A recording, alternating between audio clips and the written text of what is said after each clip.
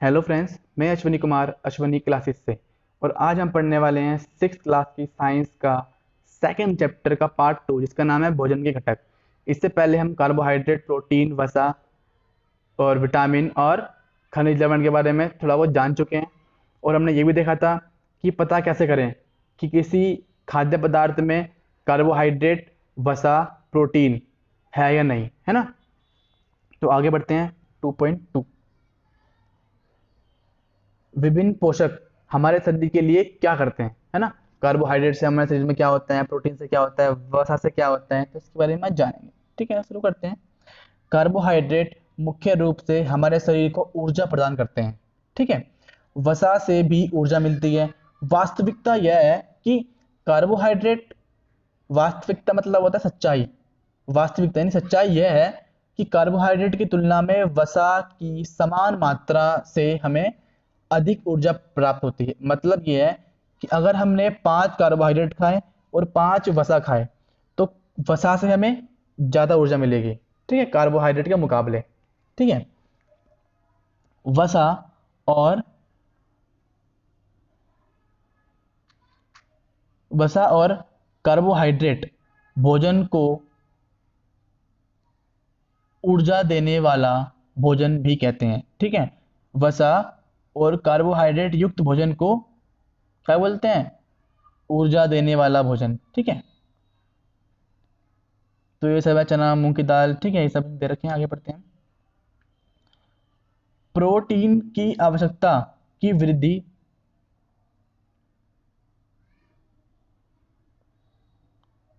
ठीक है।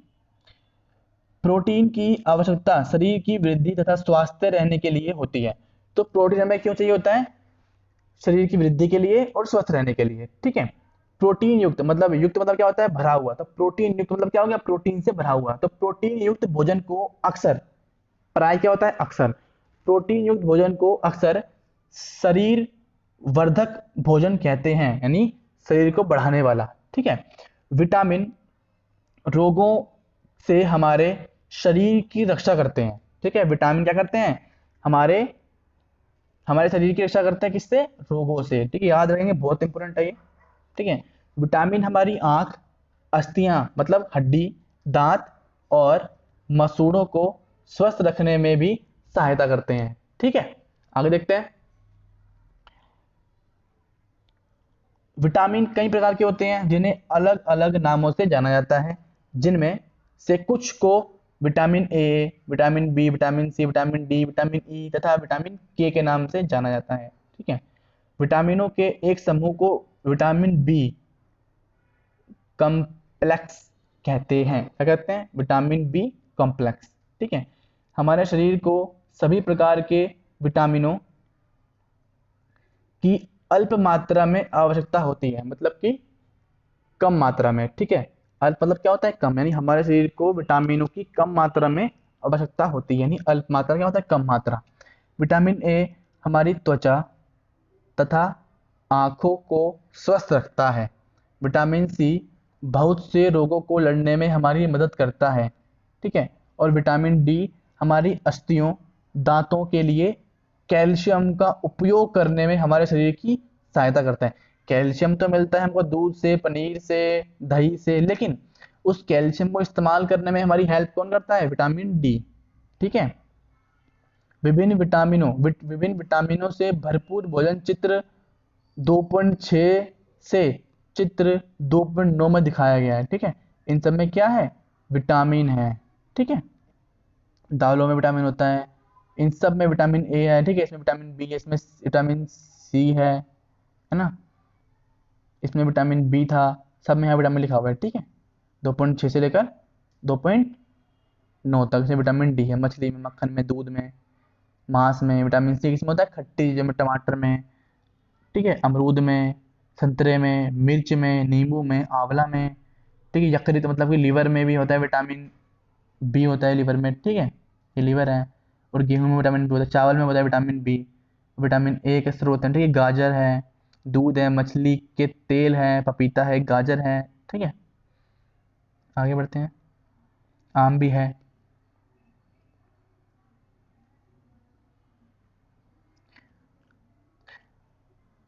हमारे शरीर को खनिज लवणों की आवश्यकता अल्प मात्रा में होती है। ठीक है, हमारे शरीर को खनिज लवण की जरूरत भी अल्प मात्रा में होती है। ठीक है, शरीर के उचित विकास तथा अच्छे स्वास्थ्य के लिए प्रत्येक खनिज लवण आवश्यक है।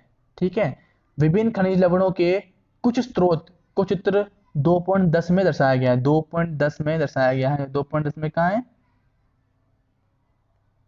ये रहा। ठीक है, तो दूध, अंडा, और कैल्शियम से कुछ स्रोत, लोहे के कुछ स्रोत यानी आयरन, ठीक है, फास्फोरस, ये कुछ स्रोत है यहाँ पे। ठीक है, आगे बढ़ते हैं। अधिकांश खाद्य पदार्थ, अधिकांश खाद्य पदार्थ में एक से अधिक पोषक तत्व होते हैं। ठीक है, ज्यादातर, अधिकांश मतलब ज्यादातर खाद्य पदार्थ में एक से अधिक पोषक तत्व होते हैं। ठीक है, आपने भी सारणी 2.2 में परीक्षणों को लिखते समय इस बात को आवश्यक देखा होगा। फिर भी कैसी कच्ची सामग्री में एक निश्चित पोषक की मात्रा दूसरे पोषकों की मात्रा से अधिक हो सकती है। ठीक है, फिर से देखते हैं। फिर भी किसी कच्ची सामग्री में, यानी कोई हमने कच्ची सामग्री कहीं से ली है, किसी कच्ची सामग्री में एक निश्चित पोषक की मात्रा दूसरे पोषक की मात्रा से अधिक हो सकती है। इसका मतलब है कि ऐसा हो सकता है कि किसी खाने की चीज हमने ली तो किसी में प्रोटीन ज़्यादा है, किसी में कार्बोहाइड्रेट कम है, किसी में वसा बहुत ज़्यादा है। ठीक है, तो ऐसा हो सकता है, जरूरी नहीं है कि सब में बराबर बराबर सब बटा हो। ठीक है, कम या ज़्यादा हो सकता है, प्रोटीन, कार्बोहाइड्रेट या फिर वसा या और भी चीज़ जो होती हैं उन सब में। ठीक है, उदाहरण के लिए क्या, जैसे कि चावल में कार्बोहाइड्रेट की मात्रा दूसरे पोषकों से अधिक होती है ना। जो कार्बोहाइड्रेट, जो चावल होता है ना, उसके अंदर कार्बोहाइड्रेट की मात्रा अधिक होती है दूसरे पोषकों से। ठीक है, इस आधार पर हम यह कह सकते हैं कि चावल कार्बोहाइड्रेट समृद्ध भोजन है। समृद्ध क्या होता है, भरपूर। तो चावल कैसा है, कार्बोहाइड्रेट से भरपूर भोजन होता है एक। इन पोषकों के अलावा हमारे शरीर को आहारी रेशे, यानी कि रेशे क्या से बोलते हैं, रुक्षांश। ठीक है, आहारी रेशे तथा जल की भी आवश्यकता होती है। आहारी रेशे रुक्षांश के नाम से भी जाना जाता है, जिसे इंग्लिश में बोलते हैं फाइबर। हमारे खाने में रुक्षांश की पूर्ति मुख्यतः पादप उत्पादों से होती है। ठीक है, रुक्षांश के मुख्य स्रोत क्या है, साबुत खाद्यान्न, दाल, आलू, ताजे फल और सब्जियां। रुक्षांश यानी कि फाइबर हमारे शरीर को कोई पोषक पदार्थ प्रदान नहीं करते। ठीक है, रुक्षांश जो होते हैं हमारे शरीर को कोई भी पोषक प्रदान नहीं करते, फिर भी यह हमारे भोजन का आवश्यक अवयव है। मतलब अवयव मतलब हिस्सा। ठीक है, आवश्यक अवयव है और आवश्यक हिस्सा है कह सकते हैं। ठीक है, और इसका आयतन बढ़ा देते हैं। ठीक है, और इसका आयतन बढ़ा देते हैं। रुक्षांश बिना पचे भोजन को बाहर निकालने में हमारे शरीर की सहायता करता है। ठीक है, मोस्ट इम्पोर्टेंट बात है, याद रखनी है। ठीक है, आगे बढ़ते हैं। जल भोजन में उपस्थित पोषकों को अवशोषित करने में हमारे शरीर की सहायता करता है। ठीक है, जल होता है वो मुख्य पोषक जो हमारे शरीर में होते हैं उनको अवशोषित मतलब सोखने में हमारे शरीर की मदद करता है। ठीक है, यह कुछ अपशिष्ट पदार्थों जैसे कि मूत्र या पसीने को शरीर से बाहर निकालने में सहायता करता है। अपशिष्ट पदार्थ उन्हें बोलते हैं जो हमारे लिए खराब है, वेस्ट है, तो उनको बाहर निकालने में हमारी सहायता करता है कौन, जल। ठीक है, जल के माध्यम से ही हमें आता है पसीना, और पसीने में बहुत सारे जीवाणु बाहर निकल आते हैं जो हमारे शरीर के लिए हानिकारक होते हैं। ठीक है, सामान्यतः हमारे शरीर को जितने जल की आवश्यकता होती है वह हमें उन वस्तुओं से प्राप्त होता है जिन्हें हम द्रव के रूप में लेते हैं। ठीक है, आगे बढ़ते हैं। जैसे कि दलिया हो गया, खिचड़ी हो गई, सब्जी हो गई, सब्जी में तरी होती है, वहां से हमें जल की पूर्ति होती है। ठीक है, जैसे कि जल, दूध और चाय आदि। ठीक है, इसके अतिरिक्त हम जो भी भोजन पकाते हैं उसमें भी पानी का उपयोग किया जाता है। आइए देखें कि क्या कोई अन्य स्रोत हमारे शरीर को जल प्रदान कराता है। क्रियाकलाप 3 देखते हैं। ठीक है, एक टमाटर तथा नींबू जैसे कोई फल लें, इसे छोटे छोटे हिस्सों में काट लें।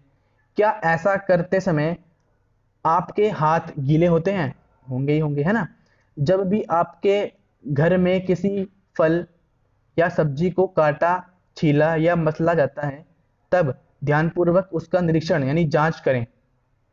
क्या ऐसा करते समय आपको किसी ऐसी ताजे फल या सब्जी के बारे में पता चलता है जिसमें पानी की मात्रा नहीं होती? देखिए आगे बढ़ते हैं। हम देखते हैं कि कई खाद्य पदार्थों में जल होता है, ठीक है। कुछ सीमा तक हमारे शरीर के लिए आवश्यक जल की पूर्ति इसी जल से हो जाती है, ठीक है। इसके अतिरिक्त कई खाद्य पदार्थ को पकाते समय हम उसमें जल डालते हैं, है ना। तो ये था हमारा 2.2। इसके अलावा हम इसके बाद पढ़ेंगे 2.3 और फिर 2.4 और चैप्टर खत्म हो जाएगा, ठीक है। तब तक के लिए गुड बाय।